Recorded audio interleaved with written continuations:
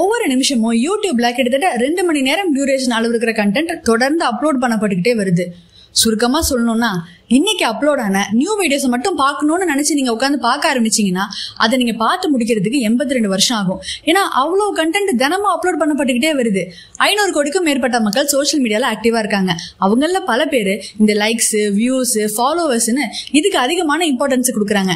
இதனால இந்த லைக்ஸ்க்காக நம்ம என்ன வேணாலும் பண்ணலாம், ஃபாலோவர்ஸ்க்காக நம்ம என்ன வேணாலும் பண்ணலாம், வியூஸ்க்காக நம்ம என்ன வேணாலும் பண்ணலாம்னு கொஞ்சம் கூட சோஷியல் ரெஸ்பான்சிபிலிட்டிங்கிறதே இல்லாம சில பேர் சில தப்பான விஷயங்களையும் செய்யறாங்க. ஏன்னா அவங்க அந்த அளவுக்கு இதுல அடிக்ட் ஆயிருக்காங்க. இந்த இன்டர்நெட் கம்யூனிட்டிங்கிற கான்செப்ட் இருக்குல்ல, இது 2004 தான் உருவானுச்சு. அண்ட் இப்போ இந்த 2025 பல பேர் யூடியூப் ஷார்ட்ஸ், இன்ஸ்டா ரீல்ஸ் இது மாதிரியான விஷயங்களுக்கு எல்லாம் அடிக்ட் ஆயிருக்காங்க. இந்த மாதிரியான அடிக்ட் ஆயிருக்கிற ஆட்களால தான் சில தேவையில்லாத அக்காசும் ஃபேமஸ் ஆகுறாங்க. தி லேனியர் அப்படிங்கிற ஒரு சட்ட நிறுவனத்தால் நடத்தப்பட்ட சர்வே படி உலக அளவுல 21 கோடி பேர் சோஷியல் மீடியாக்கு அடிக்ட் ஆயிருக்காங்கன்னு ஒவ்வொரு வருஷமும் இந்த கவுண்ட் அதிகரிச்சுக்கிட்டே இருக்கணும் தெரிய வந்திருக்கு. இந்த மாதிரி தேவையில்லாத ரீல்ஸ், ஷார்ட்ஸ், மீம் பேஜஸ், நோட்டிபிகேஷன்ஸ்னு சராசரியா ஒரு நாளைக்கு எவ்வளவு நேரம் போகுதுன்னு நீங்க நினைக்கிறீங்க? என்னம்மா ஒரு மணி நேரம் இருக்குமா, இல்ல 2 மணி நேரம் இருக்குமா அப்படின்னு நீங்க கேட்டீங்கன்னா, இன்டர்நேஷனல் டெலிகம்யூனிகேஷன் யூனியனால நடத்தப்பட்ட ஒரு சர்வே படி ஒரு நாளைக்கு ஒரு மனுஷனோட சராசரி ஸ்கிரீன் டைம் 6.5 ஹவர்ஸ்ங்கிறத கண்டுபிடிச்சிருக்காங்க. இப்போ இதை வச்சு சின்னதா ஒரு கணக்கு ஒண்ணு போட்டு பார்ப்போம். இப்போ 20 வயசு மதிக்கத்தக்க நபர் ஒருத்தர் இருக்காருன்னு வச்சுக்கோங்க. அவரோட டெய்லி ஸ்கிரீன் டைம் 6.5 ஹவர்ஸ். அவரோட டோட்டல் வாழ்நாளே ஒரு 80 வருஷம்னு வச்சுக்கேன். அப்படி பாத்தீங்கன்னா அந்த 80 வருஷத்தோட முடிவுல கிட்டத்தட்ட 16 வருஷத்தை அவர் ஸ்கிரீன் டைம்லயே செலவழிச்சிருப்பாரு. அதாவது எந்த ஒரு யூஸ்ஃபுல்லான விஷயங்களும் செய்யாம, ப்ரொடக்டிவா இல்லாம அந்த 16 வருஷத்தையும் அவர் வேஸ்ட் பண்ணிருப்பாரு. அவர் நினைச்சிருந்தாருன்னா அந்த 16 வருஷத்துல அவர் எவ்வளவு நல்ல விஷயங்கள் செஞ்சிருக்கலாம், அவரோட லைஃப்ல அவர் நிறைய முன்னேற்றங்கள் அடைஞ்சிருக்கலாம். பட் அப்படி செய்யாம விட்டதால அந்த 16 வருஷமும் ஸ்கிரீன் டைமா மாதிரி வேஸ்டா போயிடுச்சு. நான் சொன்ன இந்த கணக்கு வெறும் ஒரு நபருக்கு மட்டும்தான். இதுவே ஒரு நபருக்கே 16 வருஷம் வருது.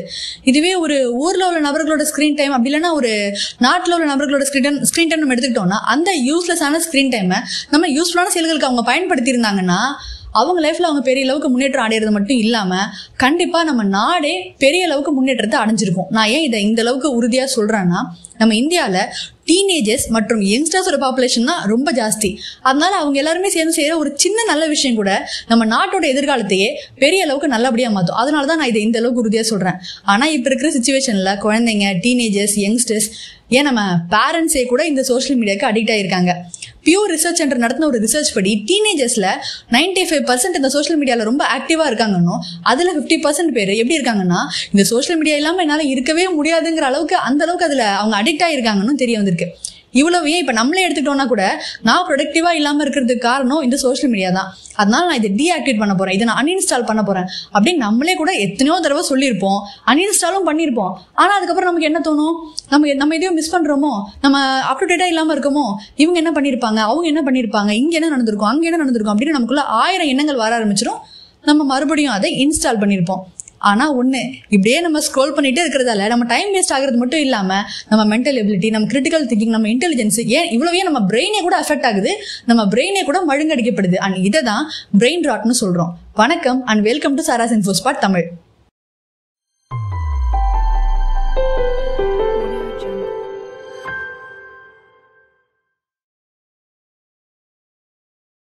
இந்த பிரெயின் ராட்னா என்ன எதுங்கிறத நம்ம கிளியரா பாக்குறதுக்கு முன்னாடி நம்ம சின்னதா ஒரு கேம் ஒன்று விளையாடுவோம். இந்த கேம்ல டோட்டலா 8 கொஸ்டின்ஸ் இருக்கும். ஒவ்வொரு கொஸ்டின்ஸுக்குமே ஒவ்வொரு பாயிண்ட்.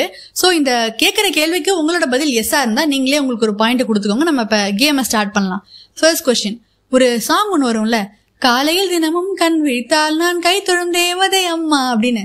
அந்த மாதிரி காலையில தினமும் கண் முழிச்ச உடனே பெட்டை விட்டு கூட எந்திரிக்காம நான் மொபைல் எடுத்து பார்க்க ஆரம்பிச்சிருவேன், அப்படியே ஸ்க்ரோல் பண்ண ஆரம்பிச்சிருவேன் அப்படின்னு சொன்னீங்கன்னா நீங்க இந்த கொஸ்டினுக்கு உங்களுக்கு ஒரு பாயிண்ட கொடுத்துக்கோங்க.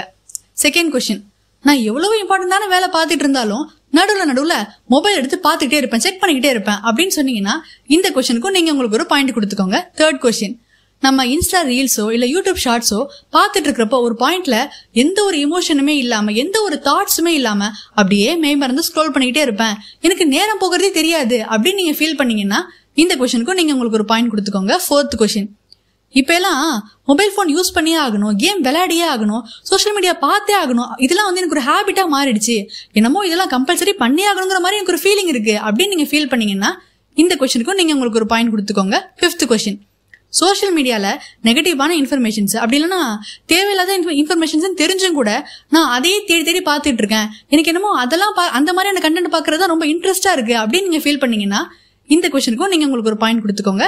சிக்ஸ்த் கொஸ்டின் என்னன்னா, இப்பெல்லாம் மொபைல் போன் கையில இல்லைன்னா எதையோ மிஸ் பண்ற மாதிரி இருக்கு, அன்ஈஸியா இருக்கு, ஆன்சியஸா இருக்கு அப்படின்னு நீங்க ஃபீல் பண்ணீங்கன்னா இந்த கொஸ்டினுக்கு நீங்க உங்களுக்கு ஒரு பாயிண்ட் கொடுத்துக்கோங்க. 7th கொஸ்டின், நான் இன்னைக்கு டைம் வேஸ்ட் பண்ணவே மாட்டேன், நான் ப்ரொடக்டிவா இருக்க போறேன் அப்படின்னு சொல்லிட்டு இன்னைக்கு உட்காந்து நான் மொபைல் தான் பார்த்துட்டு இருப்பேன், டைம் வேஸ்ட் பண்ணிட்டு இருப்பேன் அப்படின்னு நீங்க சொன்னீங்கன்னா இந்த கொஸ்டினுக்கு நீங்களே உங்களுக்கு ஒரு பாயிண்ட் கொடுத்துக்கோங்க. லாஸ்ட் அண்ட் ஃபைனல் கொஸ்டின், எனக்கு கொஞ்சமா போர் அடிச்சா கூட நான் டக்குன்னு மொபைல் எடுத்து பார்க்க ஆரம்பிச்சிருவேன் அப்படின்னு சொன்னீங்கன்னா இந்த கொஸ்டினுக்கும் நீங்க உங்களுக்கு ஒரு பாயிண்ட் கொடுத்துக்கோங்க. இதோட இந்த கேம் முடியுது. ஃபர்ஸ்ட் இந்த வீடியோவை பாஸ் பண்ணுங்க. அவுட் ஆஃப் 8க்கு உங்களோட பாயிண்ட் என்னங்கறத ஃபர்ஸ்ட் கீழே கமெண்ட் பண்ணுங்க. அதுக்கப்புறம் வந்து இந்த வீடியோவை கண்டினியூ பண்ணுங்க. நீங்க சில கொஸ்டின்ஸுக்கு எஸ் ஆன்சர் பண்ணியிருந்தாலும் இல்ல எல்லா கொஸ்டின்ஸுக்குமே எஸ் ஆன்சர் பண்ணியிருந்தாலும் நீங்க பிரெயின் ராட்டால பாதிக்கப்பட்டிருக்கிறதுக்கான சான்ஸ் அதிகமாவே இருக்கு. பட் பயப்பட வேணாம், ஏன்னா நீங்க தனியால் கிடையாது. உங்களை மாதிரி நிறைய பேர் இந்த பிரெயின் ராட்டால பாதிக்கப்பட்டிருக்காங்க. நானே கூட இதை நிறைய தடவை ஃபீல் பண்ணியிருக்கேன். ஆக்ஸ்போர்ட் யூனிவர்சிட்டி பிரஸ் 2024க்கான வேர்ட் ஆஃப் தி இயரா இந்த பிரெயின் ராட்டுங்கிற வேர்டை சூஸ் பண்ணிருக்காங்க. இதுக்கான காரணம், இந்த டிஜிட்டல் உலகத்துல பர்டிகுலர்லி சோசியல் மீடியாவால நம்மளோட காக்னிட்டிவ் எபிலிட்டிஸ், மென்டல் ஹெல்த் இதெல்லாம் பெரிய லெவல்ல அஃபெக்ட் ஆகுது. இதனால டிப்ரெஷன், ஸ்ட்ரெஸ்ன்னு பல பிரச்சனைகள் வருது. சோ இந்த பிரெயின் ராட் எந்த அளவுக்கு மோசமான ஒண்ணுங்கிறத நம்ம புரிஞ்சுக்கிறதுக்காகவே இதை வேர்ட் ஆஃப் தி இயரா சூஸ் பண்ணிருக்காங்க. பிரெயின் ராட்னா என்ன? சோசியல் மீடியால நம்ம அதிகமா டூம் ஸ்க்ரோலிங் செய்யறதாலையும் லைக்ஸ், கமெண்ட்ஸ், நோட்டிபிகேஷன்ஸ் இப்படி அதிகமான டிஸ்ட்ராக்ஷன்ஸ் பிரெயினுக்கு கொடுத்து எனக்கு இன்ஸ்டன்டான ஹாப்பினஸ் கிடைக்கணும், எனக்கு இன்ஸ்டன்டான பிளஷர் கிடைக்கணும்னு பிரெயினை நம்ம ஓவர் ஸ்டிமுலேட் செய்யறதாலையும் அதோட காக்னிட்டிவ் எபிலிட்டிஸ், அதோட கிரிட்டிக்கல் திங்கிங் இதெல்லாமே அஃபெக்ட் ஆகுது. பிரெயினோட செயல்பாடுகள் எல்லாமே அஃபெக்ட் ஆகுது. இது கிட்டத்தட்ட அந்த பிரெயினே அழுகி போறதுக்கு ஈக்குவலான ஒண்ணு. இதனாலதான் இதுக்கு பிரெயின் ராட்டுங்கிற பேர் வந்துச்சு. இதனால நம்ம டைம் வேஸ்ட் ஆகுறது மட்டும் இல்லாம நம்ம பிரெயினோட கண்ட்ரோலையே நம்ம கம்ப்ளீட்டா இழந்துருவோம். நீங்க சோசியல் மீடியால அடிக்ட் ஆனது ஒரு ஆக்சிடென்டல் இன்சிடென்ட் நினைச்சீங்கன்னா கிடையவே கிடையாது. நீங்க அடிக்ட் ஆகணுங்கிறதுக்காகவே தான் சோசியல் மீடியாவை அதுக்கேற்ற மாதிரி அவங்க உருவாக்கியிருக்காங்க. இதில் சைக்காலஜிஸ்டோட பங்கும் நிறையவே இருக்கும். ஏன்னா ஒரு ஆப்பை மக்களுக்கு பிடிச்ச மாதிரி அடிக்டிவா கிரியேட் பண்ணணும்னா அந்த ஆப் கிரியேட் பண்ற கிரியேட்டருக்கு காக்னிஷன், ஹியூமன் பிஹேவியர், இமோஷன் பத்திலாம் நல்லா தெரிஞ்சிருக்கணும். அதெல்லாம் அவங்க அதுல பயன்படுத்திருக்கணும். அப்பதான் அந்த ஆப் எங்கேஜிங்கா இருக்கும். உதாரணத்துக்கு ஒரு ஆப் பாக்குறதுக்கு அட்ராக்டிவா இருக்கணுங்கிறதுக்காக அதுல பயன்படுத்துற கலர்ஸ்ல ஆரம்பிச்சு அந்த ஆப்ல நமக்கு டோபமைன் ஹிட் கிடைக்கணுங்கிறதுக்காக லைக்ஸ், கமெண்ட்ஸ், நோட்டிபிகேஷன்ஸ், அந்த ஆப்பை நம்ம ஃப்ரீக்வெண்டா பயன்படுத்திக்கிட்டே இருக்கணுங்கிறதுக்காக ஸ்டோரிஸ், ஸ்டேட்டஸ், லாசின்னு இப்படி பல ஃபீச்சர்ஸை நம்ம அந்த ஆப்ல அடிக்ட் ஆகி அங்கேயே இருக்கணும், அதுல நம்ம அதிகமா நேரத்தை செலவிடணுங்கிறதுக்காகவே உருவாக்கியிருக்காங்க. நம்ம எவ்வளவுக்கு எவ்வளவு நேரத்தை செலவிடுறோமோ அவ்வளவுக்கு அவ்வளவு அவங்க அதுல பணம் சம்பாதிப்பாங்க. நம்ம எதனால அடிக்ட் ஆகுறோங்கிறத பத்தி நம்ம தெரிஞ்சுக்கணும்னா அதுக்கு முன்னாடி நம்ம டோபமைனை பத்தி கொஞ்சம் தெரிஞ்சுக்கணும். இந்த டோபமைன்ங்கிறது மிட் பிரெயின்ல செக்ரீட் ஆகிற ஒரு கெமிக்கல். ஹாப்பி ஹார்மோன்ஸ் சொல்லப்படுற நாளில் இதுவும் ஒண்ணு.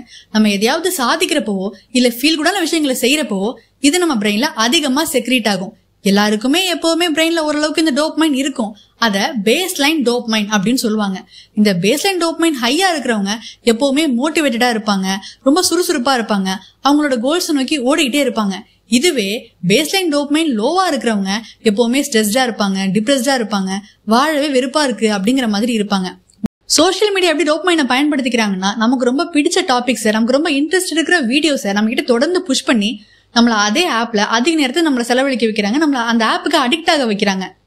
உதாரணத்துக்கு இந்த டோபமைன் எப்பெல்லாம் அதிகமா செக்ரீட் ஆகுது, ஏதாவது ஃபீல் குடான விஷயங்கள் செய்யறப்போ இந்த டோபமைன் அதிகமா செக்ரீட் ஆகுது. அது என்னவாலாம் இருக்கலாம்? ஏதாவது ஒரு பெரிய சாதனை செய்யறப்ப இருக்கலாம், ஒரு லாங் டேர்ம் கோல் அச்சீவ் பண்றப்ப இருக்கலாம், நமக்கு பிடிச்ச ஃபுட்டை சாப்பிடுறப்ப இருக்கலாம், இல்ல சோசியல் மீடியால நமக்கு லைக்ஸோ, கமெண்ட்ஸோ, ஃபாலோவர்ஸோ வரப்ப இருக்கலாம். அதுவும் இல்லைன்னா யூடியூப்ல நமக்கு ரொம்ப ரொம்ப பிடிச்ச இல்ல ஒரு என்டர்டெய்னிங்கான வீடியோ பாக்குறப்ப இருக்கலான்னு இப்படி சின்ன சின்ன விஷயங்கள் செய்யறதாலையும் நமக்கு டோபமைன் அதிகமா செக்ரீட் ஆகுது. சோ ஒன்ஸ் அதை நம்ம எப்போ ஃபீல் கூட இருக்குன்னு ஃபீல் பண்ண ஆரம்பிச்சிட்டோம்னா நம்ம பிரெயின் நம்மள அதே செய்யல மறுபடியும் செய்ய சொல்லி தூண்டிக்கிட்டே இருக்கும். இதுதான் டோபமைன் லூப்னு சொல்லுவாங்க. இன்னும் புரியுற மாதிரி சொல்லணும்னா இந்த டோபமைன் லூப்பை நம்ம 4ஆ பிரிக்கலாம்: trigger, craving and action, reward and reinforcement. இந்த டோபமைன் லூப் ப்ராசஸை நம்ம ஒரு சின்ன எக்ஸாம்பிளோட பார்ப்போம். ஃபர்ஸ்ட், இப்போ நமக்கு போர் அடிக்குது, நம்ம இன்ஸ்டா பக்கம் போறோம், அங்க ஒரு ரீல்ஸோட தம்ப்நெயில பாக்குறோம். தம்ப்நெயில பாக்குறப்ப ரொம்ப கியூரியஸா இருக்கு, அந்த ரீல்ஸ் என்னவா இருக்கும் அப்படின்னு பாக்கணுங்கிற ஒரு கியூரியாசிட்டி ஏற்படுது. சோ தம்ப்நெயில பார்த்து ட்ரிகர் ஆகுறோம். இந்த கியூரியாசிட்டி ஏற்படுதுல, இது ஏற்பட்ட உடனேயே நமக்குள்ள இருக்கிற டோபமைன் லெவல் அப்படியே குறைய ஆரம்பிச்சு நமக்கு டோபமைன் ஷாட் தேவைப்படுது. சோ இதான் கிரேவிங் ஏற்படுது. அதுக்கான ஆக்ஷன் நம்ம எடுத்தாகணும். என்ன ஆக்ஷன்? அந்த ரீல்ஸை நம்ம கிளிக் பண்ணணும். இப்போ நம்ம அந்த ரீல்ஸை கிளிக் பண்ணியாச்சு, நமக்கு ஒரு டோபமைன் ஷாட் கிடைச்சிருச்சு. நமக்கு அந்த ரீல்ஸ் பார்க்கும்போது ஃபீல் குட்டா இருக்கு, அப்படியே பார்த்துக்கிட்டே இருக்கும். அந்த ரீல்ஸ் பார்த்து முடிக்கிறப்போ, அந்த ரீல்ஸ் முடிகிறப்போ அடுத்த ரீல்ஸ் என்னவா இருக்குங்கிறத பார்க்கணும் அப்படின்னு மறுபடியும் ஒரு கியூரியாசிட்டி ஏற்படுது. இதுதான் 4th ஸ்டெப், ரீஇன்ஃபோர்ஸ்மெண்ட். அகைன் நம்ம அடுத்த ரீல்ஸ் என்னவா இருக்கும் அப்படிங்கறத நம்ம பார்க்க ஆரம்பிக்கிறோம். இப்படியே நம்ம தொடர்ந்து ரீல்ஸ் பார்த்துட்டே இருக்கோம். இப்படிதான் இந்த டோபமைன் லூப் அப்படிங்கிற ப்ராசஸ் செயல்படுது. இந்த டோபமைனை பொறுத்த வரைக்கும் அதுக்கு இந்த லாங் டேர்ம் பெனிஃபிட்ஸ் பத்திலாம் தெரியவும் தெரியாது, கவலையும் கிடையாது. அதை பொறுத்த வரைக்கும் இன்ஸ்டன்டான ரிவார்ட், இன்ஸ்டன்டான ப்ளஷர், இது மட்டும்தான் அது பார்த்துட்டே இருக்கும். இதே செயல்களை நம்ம தொடர்ந்து செஞ்சுக்கிட்டே இருக்கிறதால இது நமக்கு ஒரு ஹேபிட்டா ஃபார்ம் ஆகுது, அடிக்ஷனா ஃபார்ம் ஆகுது.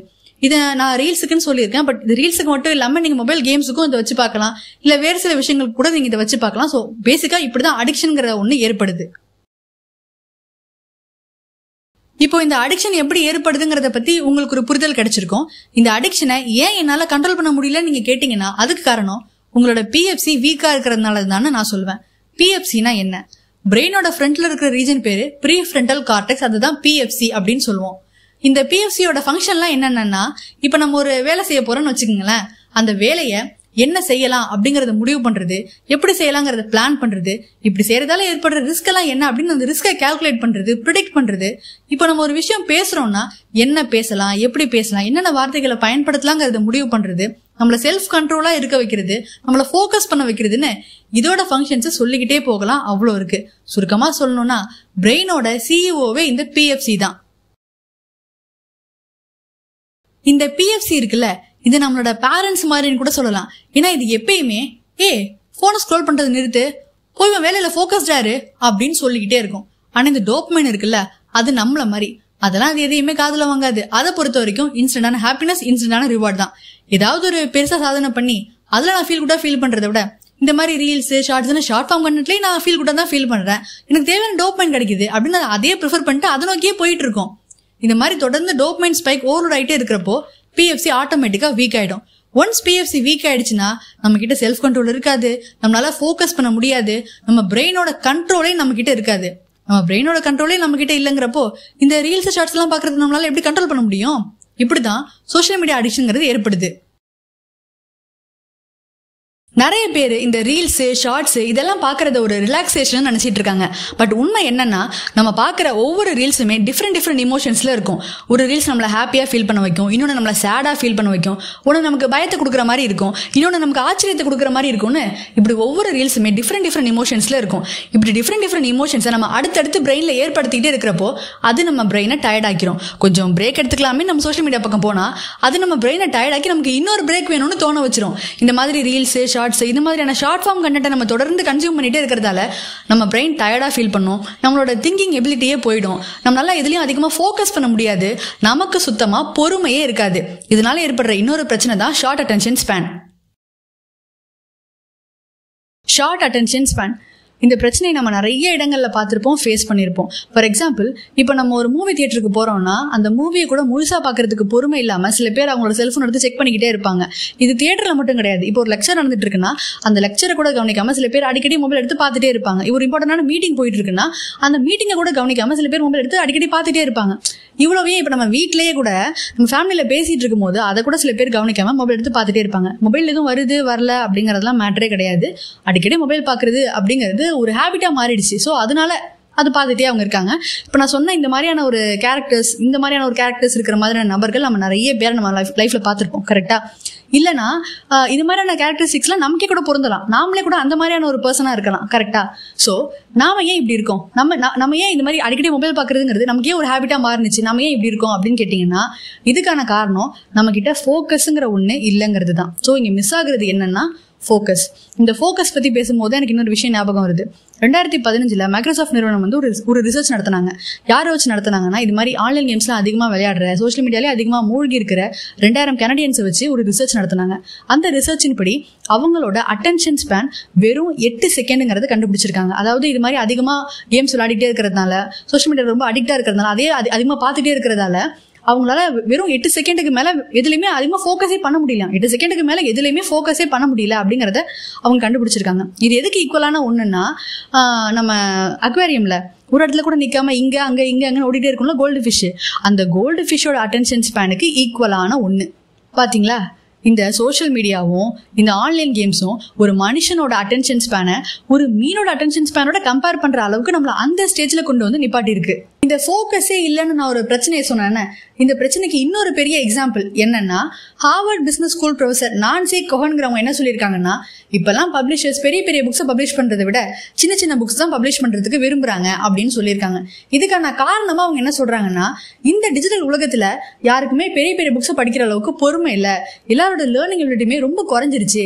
அதனால பப்ளிஷர்ஸும் சரி ரீடர்ஸும் சரி சின்ன சின்ன புக்ஸை நோக்கி தான் போயிட்டு இருக்காங்கன்னா அவங்களோட ஸ்டேட்மெண்ட்ல இந்த பொறுமை இல்லைங்கிற ஒரு விஷயத்த மென்ஷன் பண்ணி சொல்லியிருக்காங்க. இந்த மாதிரி இன்ஸ்டன்டான ஒரு பிளஷருங்கிற டோபமைன் லூப்ல நம்ம சிக்கி இருக்கிறதால தான் நம்மளோட லேர்னிங் எபிலிட்டி, ஃபோக்கஸ், பொறுமைன்னு எல்லாமே கொஞ்சம் கொஞ்சமா டெஸ்ட்ராய் ஆகிட்டே இருக்கு. நீங்க இப்ப கூட இதெல்லாம் நார்மல் தான்மா, இதெல்லாம் ஒண்ணும் இல்லை, நீ தேவையில்லாம எங்களை பயமுறுத்திட்டு இருக்க அப்படின்னு நீங்க நினைச்சீங்கன்னா நீங்க உங்களே ஏமாத்திட்டு இருக்கீங்கன்னு தான் அர்த்தம்.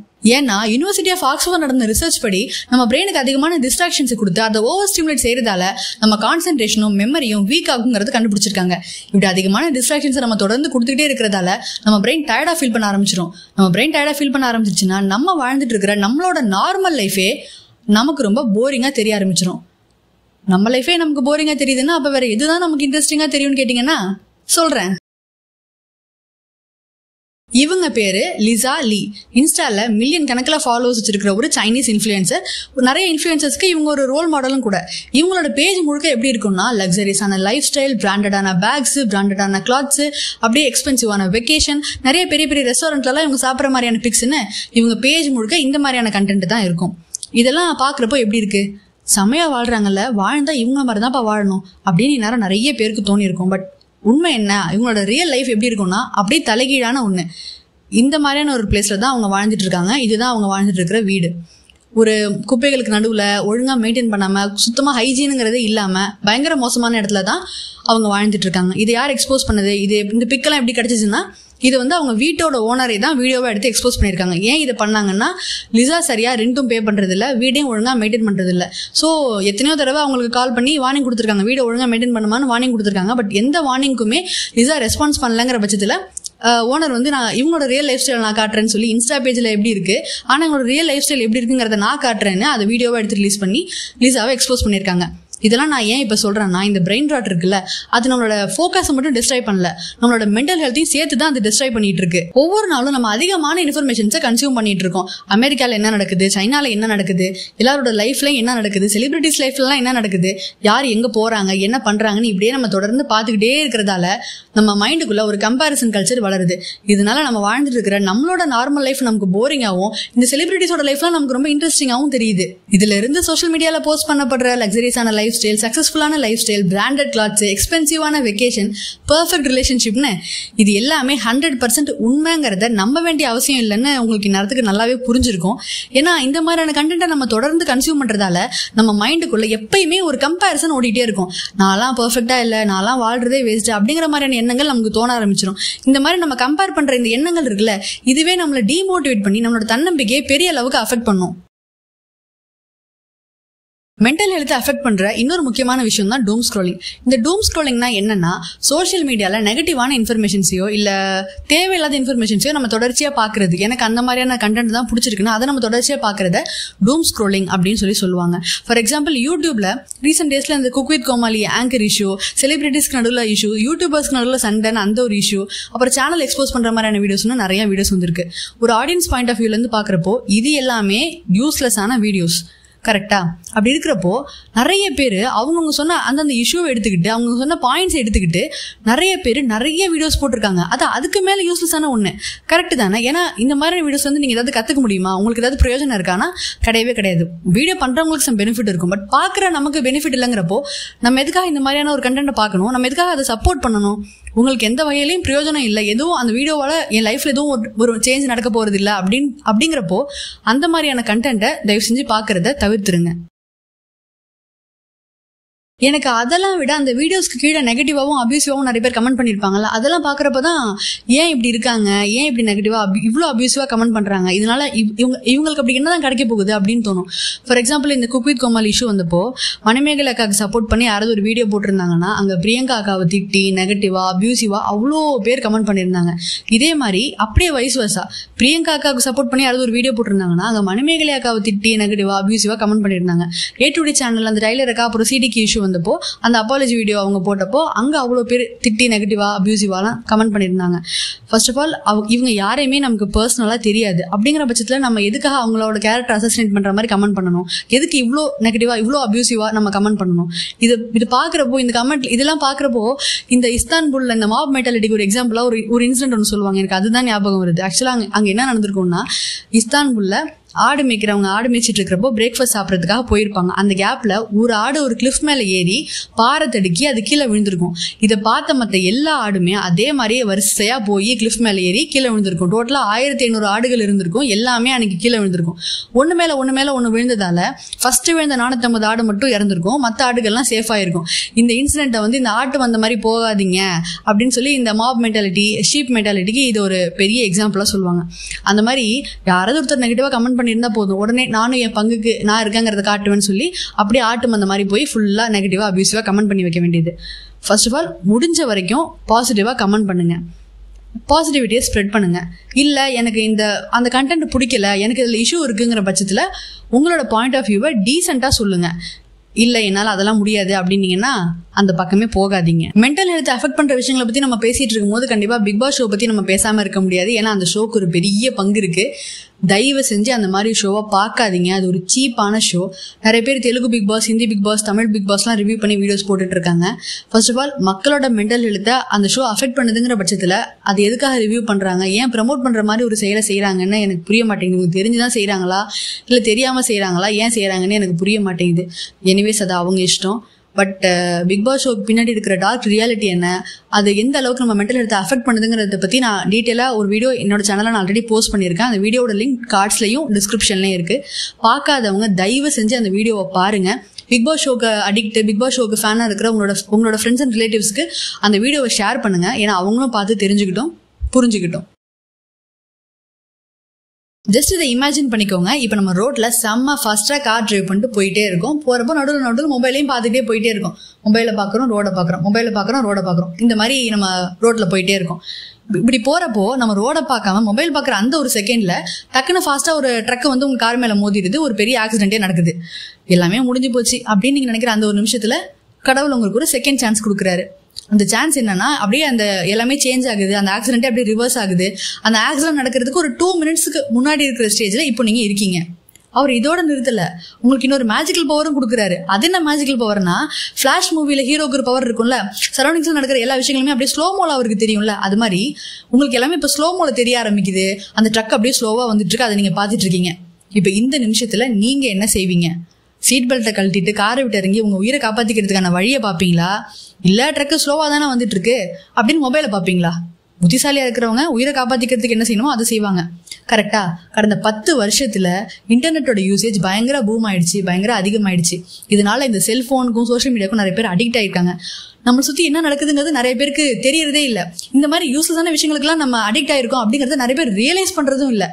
நம்மள மாதிரி அடிக்ட் ஆன நான் எண்ணி சேர்த்து தான் சொல்றேன், நம்மள மாதிரி அடிக்ட் ஆன ஆட்கள் எல்லாருமே இந்த ஆக்சிடென்ட் நோக்கி தான் ஸ்லோவா போயிட்டே இருக்கும். பட் பயப்பட வேணாம். இந்த வீடியோ பாக்குற நீங்க இந்த ஆக்சிடென்ட்ல இருந்து தப்பிக்கிறதுக்கு நிறைய சான்ஸ் இருக்கு. அப்படின்னு கேக்குறீங்களா? இந்த வீடியோ நீங்க ஸ்டார்டிங்ல இருந்து பாத்துட்டு இருக்கீங்கல்ல, நான் ஆல்ரெடி ஏன், எதற்கு, எப்படி நம்ம சோஷியல் மீடியாவுக்கு அடிக்ட் ஆனோம், அதனால ஏற்படுற விளைவுகள் என்னங்கிறது இந்த வீடியோல நான் சொல்லியிருக்கேன். ஸோ இப்போ உங்களுக்கு இதை பத்தி ஒரு அவேர்னஸ் கிடைச்சிருக்கும். இதற்கு அடுத்தபடியா இந்த பிரெயின் ராட்டை கியூர் பண்றதுக்கான வழிகள் என்ன அப்படிங்கறத நான் இப்ப சொல்ல போறேன். ஸோ அந்த வழிகளை உங்க லைஃப்ல நீங்க அப்ளை பண்ணீங்கன்னா கண்டிப்பா இந்த ஆக்சிடென்ட்ல இருந்து நீங்க தப்பிக்கலாம். இப்போ இந்த பிரெயின் ராட்டை கியூர் பண்றதுக்கான சில வழிகளை பத்தி பார்ப்போம். அதுல first one algorithm detox.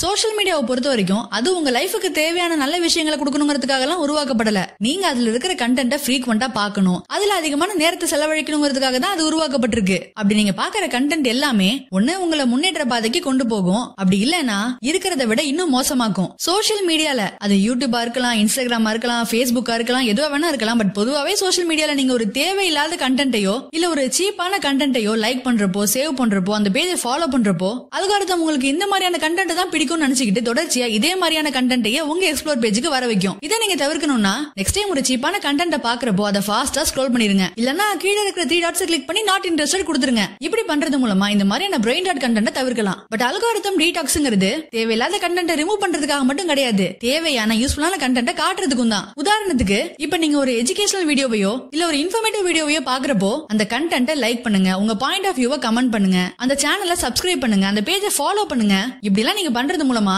Algorithm உங்களுக்கு இன்ஃபர்மேட்டிவான வீடியோ தான் பிடிக்கும்னு நினைச்சுக்கிட்டு தொடர்ச்சியா உங்களுக்கு இன்ஃபர்மேட்டிவான வீடியோவே காட்ட ஆரம்பிக்கும். அது மட்டும் இல்லாம இந்த ரீல்ஸ், ஷார்ட்ஸ் இது மாதிரியான ஷார்ட் ஃபார்ம் கண்டென்ட் கன்சியூம் பண்றதை விட லாங் ஃபார்ம் கண்டென்ட் கன்சியூம் பண்ணுங்க. இது உங்களோட ஃபோக்கஸுக்கும் அட்டென்ஷனுக்கும் ரொம்ப நல்லது. நிறைய பாட்காஸ்ட் கேளுங்க, டாக்குமெண்ட்ரிஸ் பாருங்க, யூஸ்ஃபுல்லான லாங் ஃபார்ம் கண்டென்ட் கன்சியூம் பண்ணுங்க. கான்டென்ட் கன்சியூமிங்ல 2 வகை இருக்கு. ஒன்னு இன்டென்ஷனல் கன்சியூமர், இன்னொன்னு பாசிவ் கன்சியூமர். நீங்க என்ன கண்டென்ட் பார்க்கணும்ங்கறத நீங்க தான் முடிவு பண்ணணும். தனக்கு தேவையான கண்டென்ட் மட்டுமே பாக்குறவங்க இன்டென்ஷனல் கன்சியூமர். தன்னோட யூடியூப் ஹோம் பேஜ்ல அல்காரிதம் கொடுக்கிற ரேண்டமான கண்டென்ட், யூஸ்லெஸ்ஸான கண்டென்ட் பட் ட்ரெண்டிங்கா இருக்குங்கிற ஒரே காரணத்துக்காக அல்காரிதம் போற போக்குல போய் அந்த மாதிரியான கண்டென்ட் எல்லாம் பாக்குறவங்க பாசிவ் கன்சியூமர். சோ இன்டென்ஷனல் கன்சியூமரா இருங்க. இந்த பிரெயின் ராட்டை கியூர் பண்ற ப்ராசஸ்ல ஃபர்ஸ்ட் அண்ட் ஃபார்மோஸ்ட் ஸ்டெப் தான் இந்த அல்காரிதம் டீடாக்ஸ். இது கிரேட் ஸ்டெப்னு கூட சொல்லலாம். ஆனா இது மட்டுமே போதுமான்னு கேட்டீங்கன்னா கிடையவே கிடையாது. ஏன்னா நல்ல கண்டென்ட் பாக்குறேன், யூஸ்ஃபுல்லான கண்டென்ட் பாக்குறேன்னு நீங்க இதுலயும் மொபைலும் கையுமா அடிக்ட் ஆகிறதுக்கு நிறைய சான்ஸ் இருக்கு. அதுக்காக தான் இந்த செகண்ட் ஸ்டெப், செட்டிங் பவுண்டரிஸ். இப்ப இருக்கிற காலகட்டத்துல நம்ம சோசியல் மீடியாவையோ மொபைல் போனையோ நம்ம கம்ப்ளீட்டா தவிர்க்க முடியாது. ஆனா மொபைல் போன் நம்ம லைஃப்ல எங்க இருக்கணும், எங்க இருக்க கூடாதுங்கிற ஒரு கிளியர் வியூ நம்ம கிட்ட இருக்கணும். உதாரணத்துக்கு நம்ம ஃபேமிலியோட டைம் ஸ்பெண்ட் பண்றப்போ, சாப்பிடுறப்போ, ஒரு கிளாஸ்ல இருக்கிறப்போ, ஒரு இம்பார்ட்டன்டான மீட்டிங்ல இருக்கிறப்போ, ஹோம் ஒர்க் செய்யறப்போன்னு இந்த மாதிரியான சமயங்கள்ல தவிர்க்கலாம். சிம்பிளா சொல்லணும்னா ஒரு குறிப்பிட்ட டைம் டியூரேஷன்ல மட்டும் தான் நான் சோசியல் மீடியா யூஸ் பண்ணுவேன் நீங்களே ஒரு டைம் பிக்ஸ் பண்ணுங்க. அதுக்கு மேல சோசியல் மீடியா யூஸ் பண்ணாதீங்க. உங்க முடிவுக்கு நீங்களே ரெஸ்பெக்ட் கொடுங்க. Third step, fill the time. எனக்கு கொஞ்சம் போர் அடிச்சா கூட போதும், உடனே நான் மொபைல் போன் எடுத்துருவேன், தேவையில்லாத கண்டென்ட்லாம் பார்க்க ஆரம்பிச்சிருவேன். இதுக்கு என்ன பண்றது அப்படின்னு கேட்டீங்கன்னா அந்த நேரத்துல கூட ஏதாவது ஒரு ஸ்கில்ல கத்துக்கோங்க. உங்க ஃப்ரீ டைம்ல நீங்க யூஸ்ஃபுல்லான விஷயங்களை செய்யுங்க, அந்த நேரத்தையும் யூஸ்ஃபுல்லா செலவிடுங்க. Fourth step, move beyond AI. நம்ம எல்லாருமே இப்போ சாட் ஜிபிடி, ஜெமினி மாதிரியான ஏஐ டூல்ஸ் அதிகமா பயன்படுத்திட்டு இருக்கோம். நம்ம என்ன ப்ராடக்ட் வாங்கணுங்கிறத அமேசான் நமக்கு ரெக்கமெண்ட் பண்ணுது. நம்ம டிராவல் பண்றப்போ கூகுள் மேப் நமக்கு கைட் பண்ணுது. நம்ம என்ன பாக்கணுங்கிறத நெட்ஃபிளிக்ஸ் நமக்கு ரெக்கமெண்ட் பண்ணுது. நம்ம எழுதிருக்கிறத ப்ரூஃப் ரீடிங் பண்ண கிராமர்லி நமக்கு யூஸ் ஆகுது. இப்படி ஏஐ டூல்ஸோட யூசேஜ் இப்ப ரொம்பவே அதிகமாயிடுச்சு. கண்டிப்பா ஃபியூச்சர்ல ஏஐயோட வளர்ச்சி நம்ம நினைச்சு கூட பார்க்க முடியாத அளவுக்கு இன்னுமே பவர்ஃபுல்லா தான் இருக்கும். பட் சின்ன சின்ன விஷயங்களுக்கும் நம்ம ஏஐ டிபெண்ட் பண்ணாம இருக்கிறது தான் நல்லது. நான் கம்ப்ளீட்டா அதை யூஸ் பண்ணவே கூடாதுன்னு சொல்லல. நம்ம செய்யற ஒர்க்குக்கு ஒரு சப்ளிமெண்டா, சப்போர்ட்டா அதை என்ஹான்ஸ் பண்றதுக்கு யூஸ் பண்ணலாம். பட் அதே ஓவர் டிபெண்ட் பண்றது டேஞ்சர் தான். சின்னதா ஒரு மெயில் அனுப்புறதா இருந்தாலும், ஏதாவது ஒரு ஹோம் ஒர்க் பண்றதா இருந்தாலும் ஏஐ டிபெண்ட் பண்ணாம நம்ம இன்டெலிஜென்ஸா பயன்படுத்தணும். நம்ம பிரெயின்ங்கிறது ஒரு மசில் மாதிரி தான். அதை நம்ம யூஸ் பண்ணாம ஏஐ நம்பிட்டு இருந்தோம்னா ஒரு பாயிண்ட்ல அது வீக் ஆயிரும். சோ ஏஐ ஒரு சப்ளிமெண்டா பயன்படுத்தலாம், கிரச்சா பயன்படுத்த கூடாது. Fifth step, practice deep reading. Brain ராட்டை தடுக்க உலகத்திலேயே பவர்ஃபுல்லான சொல்யூஷன்னா அது டீப் ரீடிங் தான். ஏன்னா இந்த பிரெயின் ராட்டால நம்ம ஃபோக்கஸ், பேஷன்ஸ் எல்லாமே அஃபெக்ட் ஆகிருக்கும். நிறைய பேர் இந்த வீடியோவே 2x வச்சு தான் பாத்துட்டு இருப்பீங்க. ஏன்னா நிறைய பேருக்கு பொறுமையே இல்ல. நானே கூட எல்லா கண்டென்ட்டையும் யூடியூப்ல 2x வச்சு தான் கேட்பேன். நிறைய புக்ஸோட சம்மரி, ரிவ்யூ, ஹைலைட்ஸ் எல்லாம் கூட கேட்பேன். ஏன்னா எனக்கும் புக் படிக்க பொறுமை இல்ல. ஏன்னா இப்போ நான் எந்த மாதிரியான ஒரு பர்சன்னா நிறைய புக்ஸ் வாங்குவேன், படிக்க ஸ்டார்ட் பண்ணுவேன், அப்படியே அந்த புக்கை பாதியிலேயே ஸ்டாப் பண்ணிட்டு அந்த புக்கோட சம்மரி இருக்கிற வீடியோ இல்லனா ஆர்டிகல் மட்டும் படிச்சுட்டு அந்த புக் அப்படியே படிக்காம விட்டுருவேன். அப்படி நான் ரீசெண்டா நிக்கோலஸ் காருங்கிற எழுதின தி ஷாலஸ்ங்கிற புக்கோட சம்மரி படிச்சேன். அப்போதான் இந்த இன்டர்நெட் எப்படி மனுஷனோட திங்கிங், பிஹேவியர், பிரெயின்ல இருக்கிற நியூரல் பாத்வேஸ்னு எல்லாத்தையுமே தனக்கேத்த மாதிரி எப்படி மாத்தி வடிவமைச்சுக்குதுன்னு புரிஞ்சுது. இதனால நம்மளோட கான்சென்ட்ரேஷன், மெமரி, ஃபோக்கஸ், கிரியேட்டிவிட்டின்னு இப்படி பல விஷயங்களை நம்ம இழக்கிறோம். இந்த இன்டர்நெட்டை பொறுத்த வரைக்கும் நம்ம அதை கொஞ்சம் கான்சியஸா யூஸ் பண்ணணும். அதிகமா நம்ம அதை டிபெண்ட் பண்ணக்கூடாதுன்னு நிறைய யூஸ்ஃபுல்லான இன்ஃபர்மேஷன் எல்லாம் சொல்லியிருந்தாங்க. அது மட்டும் இல்லாம அதுல முக்கியமா நியூரோ பிளாஸ்டிசிட்டின்னு ஒரு கான்செப்ட் பத்தியும் சொல்லியிருந்தாங்க. அப்படின்னா என்னன்னா நம்ம எந்த விஷயத்தை மறுபடியும் செய்யறோமோ அது நம்ம பிரெயின்ல ஒரு நியூரல் கனெக்ஷனை ஏற்படுத்துமா. நம்ம இப்படி தொடர்ந்து ஸ்க்ரோல் பண்ணிக்கிட்டே இருக்கிறது, ஒரு ஆப்ல இருந்து இன்னொரு ஆப்புக்கு ஸ்கிப் பண்றதுன்னு இதையே பண்ணிட்டு இருந்தோம்னா அந்த நியூரல் கனெக்ஷன் மட்டும் தான் ஸ்ட்ராங் ஆகுமா. டீப்பா ஃபோக்கஸ் பண்ண உதவுற நியூரல் கனெக்ஷன் எல்லாம் வீக் ஆகுமா. ஏன்னா நம்ம பிரெயின் ரொம்ப அடாப்டபிள்னு சொல்லியிருந்தாங்க. இந்த அடாப்டபிலிட்டிங்கிற விஷயம் இருக்குல்ல, அது மனுஷனுக்கு கிடைச்ச மிகப்பெரிய வரம். ஆனா இப்ப இருக்கிற காலகட்டத்துல அதுவே நமக்கு பெரிய கர்ஸா மாறி நிக்குது. நம்ம இழந்த பேஷன்ஸையும் ஃபோக்கஸையும் நம்ம திரும்பி கொண்டு வரணும்னா அதுக்கு டீப் ரீடிங் தான் ரொம்ப அவசியமான ஒண்ணுன்னு சொல்லியிருந்தாங்க. டீப் ரீடிங்னா ஒண்ணும் இல்லங்க, ஒரு புக் எடுங்க, மேக்ஸிமம் ஷார்ட்டான கண்டென்ட்டா இல்லாம நம்மள திங்க் பண்ண வைக்கிற மாதிரி கண்டென்ட் இருக்கிற புக் எடுங்க. சாப்டருக்கு சாப்டர் ஸ்கிப் பண்ணாம ஒரு டாபிக்னு எடுத்துக்கிட்டீங்கன்னா பொறுமையா அமைதியான இடத்துல உட்கார்ந்து மொபைல சைலண்ட்ல வச்சுட்டு டெய்லி ஒரு 15 மினிட்ஸ் படிங்க. ஸ்டார்டிங்ல அன்கம்ஃபர்டபிளா தான் இருக்கும். என்ன பண்ற, ஏன் இதை பண்ணிட்டு இருக்க, அந்த புக்கை அப்படியே கீழே வச்சுட்டு வேற எதையாவது பண்ணு, போய் கேம் விளையாடு அப்படின்லாம் தோணும். ஏன்னா எனக்கும் இதெல்லாம் தோணுச்சு. அந்த சமயத்துல மட்டும் கொஞ்சம் பொறுமையா இருங்க, போக போக உங்களுக்கு ஈஸியா இருக்கும். இதுதான் final step, become a creator not a consumer. Brain ராட்டை தடுக்க இன்னொரு பவர்ஃபுல்லான வழி தான் இது. நீங்க யூஸ்ஃபுல்லான நல்ல கண்டென்ட் படிக்கிறீங்க, தெரிஞ்சுக்கிறீங்க. இது கிட்டத்தட்ட நம்ம பிரெயின்ல பாசிவா இன்ஃபர்மேஷன்ஸை டவுன்லோட் பண்ற மாதிரி தான். சோ கன்சியூம் பண்ற நியூரல் பாத்வேஸ் மட்டும் தான் உங்க பிரெயின்ல இதனால ஸ்ட்ராங் ஆகும். பட் கத்துக்கிட்ட விஷயத்தை அப்ளை பண்ணி எதையாவது கிரியேட் பண்றப்பதான் உங்க கிரியேட்டிவிட்டி அதிகமாகும். ஜஸ்ட் கண்டென்ட்டை மட்டும் கன்சியூம் பண்ணா நம்ம பிரெயின் இப்படிதான் இருக்கும். அதை ஒரு ஸ்போர்ட்ஸ் பர்சன் மாதிரி ட்ரெயின் பண்ணுங்க. அதை ஹெல்த்தியா வச்சுக்கோங்க. அதுக்காக நீங்க என்ன வேணாலும் செய்யலாம். உங்களுக்கு தோன்ற விஷயங்களை ஜர்னலா எழுதுங்க. உங்களுக்கு தெரிஞ்சதை பேசுங்க, எழுதுங்க. உங்க ஃப்ரெண்ட்ஸ் கிட்ட சொல்லுங்க. அந்த இன்ஃபர்மேஷனை ஸ்ப்ரெட் பண்ணுங்க. அந்த கண்டென்ட் ஒரு ஆர்டிகலா எழுதுங்க, இல்ல யூடியூப்ல போஸ்ட் பண்ணுங்க. இப்படி என்ன வேணாலும் செய்யலாம். இதனால உங்க PFC ஸ்ட்ராங் ஆகும், பிரெயின் ராட்டும் குறையும். பிரெயின் ராட் உலக அளவுல இப்போ வேகமா பரவிட்டு இருக்கு. இதை தடுக்கிறது அவ்வளவு ஈஸியான காரியம் இல்லன்னு எனக்கும் தெரியும். ஏன்னா மக்களுடைய போக்கஸ் முழுக்க தான் இப்போ தேவையில்லாத அக்காக்களை ஃபேமஸ் ஆக்குறது, யூடியூபர்ஸ்க்கு நடுவுல ஏதாவது ஒரு பிரச்சனை வந்ததுன்னா அந்த பிரச்சனைக்கு முக்கியத்துவம் கொடுக்கறது, செலிபிரிட்டிஸ்க்கு நடுவுல ஏதாவது ஒரு பிரச்சனை வந்ததுன்னா அந்த பிரச்சனைக்கு முக்கியத்துவம் கொடுக்கறதுன்னு அதை நோக்கி தானே போயிட்டு இருக்கு. ஒன்னு தெரிஞ்சுக்கோங்க, நீங்க யார ட்ரெண்ட் ஆக்கணும், எதுக்கு முக்கியத்துவம் கொடுக்கணும், எந்த கண்டென்ட்டை பாக்கணுங்கிறத அல்காரிதம் முடிவு பண்ணிட்டு இருக்கு. அதனால இப்போ எது ட்ரெண்டிங்ல இருக்குன்னு பாக்காதீங்க. உங்களுக்கு அந்த கண்டென்ட் முக்கியமான பாருங்க, உங்களுக்கு அந்த கண்டென்ட் யூஸ்ஃபுல்லா இருக்கான்னு பாருங்க. அந்த மாதிரியான கண்டென்ட் மட்டும் தயவு செஞ்சு கன்சியூம் பண்ணுங்க. இப்போ இந்த பிரெயின் ராட்டை பத்தி நான் இவ்வளவு தூரம் பேசினதால நீலாம் ரொம்ப பெர்ஃபெக்டான ஆளா, உனக்குலாம் டிஸ்ட்ராக்ஷன்ஸே வராதா, நீலாம் சோஷியல் மீடியாவே யூஸ் பண்ண மாட்டியா, நீலாம் டைம் வேஸ்டே பண்ண மாட்டியா அப்படிலாம் கேட்டீங்கன்னா கிடையவே கிடையாது. நான்லாம் பெர்ஃபெக்டான ஆள்லாம் கிடையாது. நானும் சோஷியல் மீடியாலாம் யூஸ் பண்ற ஆளு தான். நானும் உங்களை மாதிரி தான், உங்கள உறுதி தான். எப்போ வேர்ட் ஆஃப் தி இயரா பிரெயின் ராட்டை ஆக்ஸ்போர்ட் அனௌன்ஸ் பண்ணாங்களோ அதுக்கப்புறம் தான் நான் பிரெயின் ராட்னா என்னன்னே பார்க்க ஆரம்பிச்சேன். அந்த சமயத்துல தான் தி ஷாலோஸ் அப்படின்னு சொல்லிட்டு நிக்கோலஸ் காருங்கிற ஆத்தர் எழுதின புக் பத்தி எனக்கு தெரிய வந்துச்சு. அந்த புக்ல சோஷியல் மீடியா நம்ம பிரெயினை எந்த அளவுக்கு அஃபெக்ட் பண்ணுதுங்கிறத பத்தி நிறைய இன்ஃபர்மேஷன்ஸ் எல்லாம் போட்டிருந்தாங்க. அதை படிச்ச பிறகுதான் பிரெயின் ராட் எந்த அளவுக்கு டேஞ்சரான ஒண்ணுங்கிறதே எனக்கு புரிஞ்சிச்சு. அப்போலாம் என் மனசுக்குள்ள 2 விஷயம் தான் ஓடிட்டே இருந்துச்சு. ஒன்னு, இந்த பிரெயின் ராட்டை கியூர் பண்றதுக்கான வழிகளை உன் லைஃப்ல அப்ளை பண்ணு, ஒன்னு நீயே சேஞ்ச் பண்ணிக்க ட்ரை பண்ணுன்னு என்கிட்ட நானே சொல்லிக்கிட்டேன். ரெண்டாவது, இந்த பிரெயின் ராட்டை பத்தி உன் ஃப்ரெண்ட்ஸ் கிட்ட சொல்லு, இதை பத்தி ஒரு அவேர்னஸ் கிரியேட் பண்ணு, சோஷியல் மீடியாவை அவங்கள கான்சியஸா யூஸ் பண்ண சொல்லு, இன்டர்நெட்டை அவங்கள கான்சியஸா யூஸ் பண்ண சொல்லுன்னு எனக்கு தோணுச்சு. ஸோ அதுக்காக ஒரு அவேர்னஸ் கிரியேட் பண்றதுக்காக தான் இந்த வீடியோ. இந்த வீடியோ மூலமா உங்களுக்கு இன்டர்நெட்டை பத்தி, சோஷியல் மீடியாவை பத்தி, உங்க பிரெயினை பத்தி, சோஷியல் மீடியா உங்க பிரெயின் எப்படி அஃபெக்ட் பண்ணுதுங்கிறத பத்திலாம் ஒரு ஐடியா கிடைச்சிருக்கும். இந்நேரத்துக்கு ஐடியா கிடைச்சிருக்கும் அப்படின்னு நான் நினைக்கிறேன். இந்த வீடியோ உங்களுக்கு பிடிச்சிருந்தா, உங்களுக்கு யூஸ்ஃபுல்லா இருக்குன்னு நீங்க நினைச்சீங்கன்னா மறக்காம இந்த வீடியோக்கு ஒரு லைக் பண்ணுங்க. உங்களோட பாயிண்ட் ஆஃப் வியூ நீங்க என்ன நினைக்கிறீங்க இந்த வீடியோ பத்திங்கிறத மறக்காம கீழே கமெண்ட் பண்ணுங்க. இந்த வீடியோ எனக்கு பிடிச்சிருக்கு, எனக்கு இந்த வீடியோ யூஸ்ஃபுல்லா இருக்கு, இந்த பிரெயின் ராட்டை கியூர் பண்றதுக்கான வழிகளை நான் என் லைஃப்ல அப்ளை பண்ண போறேன், என் பிரெயின் நான் ஹெல்த்தியா வச்சுக்க போறேன் அப்படின்னு நீங்க நினைச்சீங்கன்னா மறக்காம அதை கீழே கமெண்ட் பண்ணுங்க. அப்படி இல்லைன்னா அட்லீஸ்ட் ஒரு பிரெயின் இமோஜியாவது கமெண்ட் பண்ணுங்க. ஏன்னா நான் வந்து இந்த வீடியோ உங்களுக்கு பிடிச்சிருக்கு, ஏதோ ஒரு வகையில உங்க லைஃபை சேஞ்ச் பண்றதுக்கு இந்த வீடியோ உங்களுக்கு ஹெல்ப்ஃபுல்லா இருந்திருக்கு அப்படிங்கறத நான் புரிஞ்சுக்குவேன். அதுக்காக தான் அட்லீஸ்ட் ஒரு பிரெயின் இமோஜியாவது கமெண்ட் பண்ணுங்க. நம்ம சேனல்ல வீடியோ பாக்குற 96% பேர் சப்ஸ்கிரைப் பண்ணாம வீடியோஸ் பார்த்துட்டு இருக்கீங்க.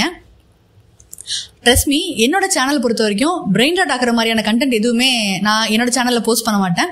நான் உங்க டைம் என்னைக்குமே வேஸ்ட் பண்ண மாட்டேன். என்னோட சேனல் வீடியோஸ் பொறுத்த வரைக்கும் உங்க லைஃப்ல ஏதாவது ஒரு வேல்யூ ஆட் பண்ற மாதிரியான விஷயங்கள் தான் என் சேனல் வீடியோஸ்ல இருக்கும்.